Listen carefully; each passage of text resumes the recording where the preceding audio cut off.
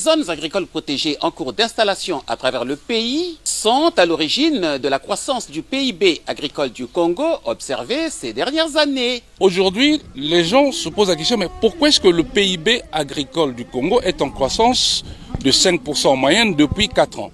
Mais c'est ça ce que nous sommes en train de faire. Le premier facteur explicatif, c'est la mécanisation, qui nous permet de faire ces surfaces.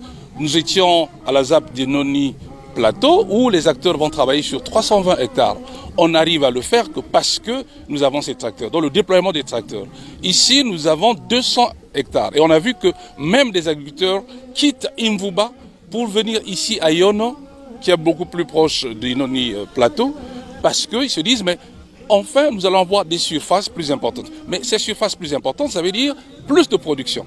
Et donc, c'est la mécanisation, l'organisation de ces acteurs en zone agricole protégée, l'augmentation de ces surfaces qui explique en grande partie le fameux frémissement qu'on observe à travers le pays dans le secteur agricole et qui se traduit maintenant dans les indicateurs économiques du pays, notamment le PIB agricole. Sur le marché, le prix de vente du Mbenze a considérablement chuté. Voilà qui explique la rage des vendeurs. Madame Moussa Ornella, je vends le Chikwanga ici, là, le Mbenze, ici au lycée. Le Mbenze, nous avant, nous on vendait ça même à 16 000, 15 000. En ce moment-là, nous on vend ça seulement à 11 000, 10 500, le 9 000. Nous, on ne se retrouve pas. Comme on a Mungabio Hortense, na teka kanazando commission, donc biso tozaba grossista wa, to teka kawa, to yambaka biloko euta mboka, eyi biso to teki. Prix ya fufu ekiti. Vrai kokita, ekiti vrai kokita. Fufu ya mataki ba 25, 28, 29, tina ba 30. Mais awa ekiti. Ba mosusu bazo teka ba 19 000, ba 20 000. Surtout bano bayaka kawana parfois teki na 17, 18 000. Donc prix ka oyo vraiment c'est là se libérer parce que biloko est comme belé. Mbungu Ala, on est au marché du lycée. Comment nanga Olivier Ikonga, tozana marché à lycée. Vraiment là où nous y sommes maintenant, il y a trop de manioc. Donc les Mbenze, on appelle ça les Mbenze.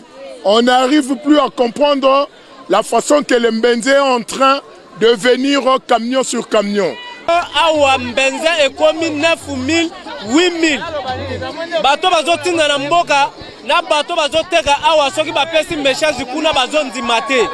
Kete bazo lia bango mbongo. Les gens du camion n'ont pas de perte. Mais ceux qui viennent vendre sont en train de subir une perte énorme. Donc cela veut dire ceux qui sont au village n'a qu'à d'abord s'arrêter, qu'on puisse d'abord finir ce qui est sur le terrain. Il y en a trop. Vous pouvez regarder vous-même là où nous y sommes. Babato bazana mboka ba mona ba vidéo wana ba yeba kete awa na Brazzaville na zando à lycée kwanga etuli. Ba misusu ba komi ko boka même ko jwa ko pesa bato ba ngulu ba komo lesa ba ngulu. Auparavant on le vendait à 18 000. 18 000, 16 000. Bon, maintenant là ce n'est plus ce prix là. Là, on vend ça à 9 000, 8 500. Donc, on n'arrive plus à s'en sortir. Awa vraiment, bitula eleki Mbenze oyo ezalaka 15 000 na moment oyo ekiti 9 000, 8 000. Nzalaba na 4 000, 3 000. Vraiment, moi exaté. Bon, l'augmentation de Mbenze, c'est dû à la production. À Brazzaville, ça ne reprend plus. C'est du catastrophe. Là, ça a baissé, baissé, baissé. Sur le terrain, il n'y a pas l'achat. Il n'y a pas l'achat, il n'y a pas l'achat. On est vraiment dans les mbelekete là. À ce propos, la réponse du berger à la bergère ne s'est pas fait attendre. Alors, dans la chaîne agricole, tout le monde a sa place. Tout le monde, les vendeurs, les revendeurs sont importants parce que c'est eux qui assurent l'intermédiation entre les producteurs et les consommateurs. Mais simplement, il faut dire ceci. Lorsque les gens commencent à freiner le transfert de gains réalisés dans les champs vers les consommateurs, alors que vous avez 50% d'écart. C'est-à-dire que, habituellement, on nous dit, on avait l'habitude d'acheter à 16 000, 15 000, maintenant on achète à 8 000, 7 000. Ça veut dire qu'il y a 50% de... Et vous ne voulez pas que cela se manifeste dans le prix de vente. Non. Non, nous ne faisons pas ce manioc pour enrichir les intermédiaires. Nous le faisons pour nourrir les Congolais. Mais entre-temps, il y en a qui au milieu travaillent et gagnent aussi, mais quand même 50% de bénéfices. Tu as fait quoi pour mériter 50% de bénéfices? Non. Mais il faut savoir, de façon générale, c'est un problème que l'on rencontre partout dans le monde. Chaque fois que ceux qui sont en amont font des efforts, et souvent des agriculteurs, ailleurs c'est avec les supermarchés. Bon, nous c'est avec les revendeuses ou les revendeurs sur les marchés, dans nos marchés publics. Généralement, les intermédiaires bloquent. C'est pas nouveau. Il y a même des recherches académiques sur ces comportements. C'est pour dire. Et souvent, l'État est obligé de s'imposer, d'intervenir pour qu'il y ait transfert. On parle même de transfert d'économie. En amont, on a réalisé des économies.